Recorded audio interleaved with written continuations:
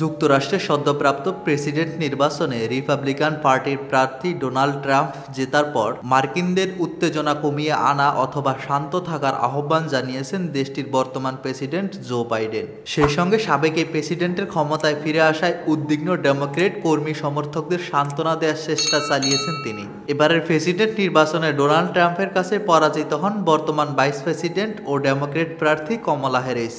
তার হারে হতাশ হয়ে পড়া হোয়াইট হাউসের কর্মীদের উজ্জীবিত করতে সেখানকার রোজ গার্ডেনে গতকাল বৃহস্পতিবার বক্তব্য দেন Joe Biden. The people vote and choose their own leaders and they do it peacefully. Joe Biden তার বক্তব্যে বলেন, বাধা বিপত্তি আসবেই, কিন্তু হাল ছেড়ে দেওয়ার ক্ষমতা অযোগ্য।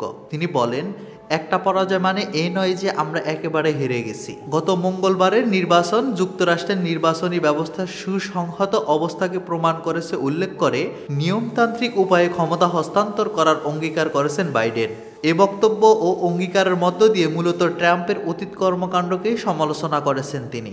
2020 সালে অনুষ্ঠিত প্রেসিডেন্ট নির্বাচনে বাইডেনের কাছে পরাজিত হওয়ার পর তা মানতে অস্বীকৃতি জানানোর পাশাপাশি ফলাফল উল্টে দেওয়ার চেষ্টা চালিয়েছিলেন ট্রাম্প। ওই নির্বাচনে জালিয়াতির ভিত্তিহীন অভিযোগ এবারের নির্বাচনী প্রচারেও তুলেছেন তিনি। প্রেসিডেন্ট বাইডেন বলেন, আমি আশা করি আমরা যা করতে পারি তা হলো আপনি কাকে ভোট দিয়েছেন সেটি ব্যাপার নয়। আমরা পরস্পরের প্রতিপক্ষ না বানিয়ে মার্কিন সহকর্মী হিসাবে বিবেচনা করে কাজ করতে পারি। আসুন আমরা উত্তেজনা কমিয়ে আনি। কিছু ডেমোক্রেট কর্মী সমর্থক ভাইস প্রেসিডেন্ট কমলার পরাজয়ের জন্য প্রেসিডেন্ট বাইডেনকে দোষ দিয়ে থাকেন। তার বক্তব্য, এবছরে বাইডেন পুনরায় প্রেসিডেন্ট পদে প্রার্থী হওয়া ঠিক হয়নি। ট্রাম্পের সঙ্গে প্রথম মুখোমুখি বিতর্কে হতাশাজনক পারফরমেন্স দেখানোর পর বাইডেনের বয়স ও মানসিক সক্ষমতা নিয়ে প্রশ্ন উঠেছে। এর জেরে তুমুল সমালোচনা শুরু হলে গত জুলাইয়ের প্রার্থিতা প্রত্যাহার করেন তিনি। পরে কমলা এ পদে প্রার্থী হন।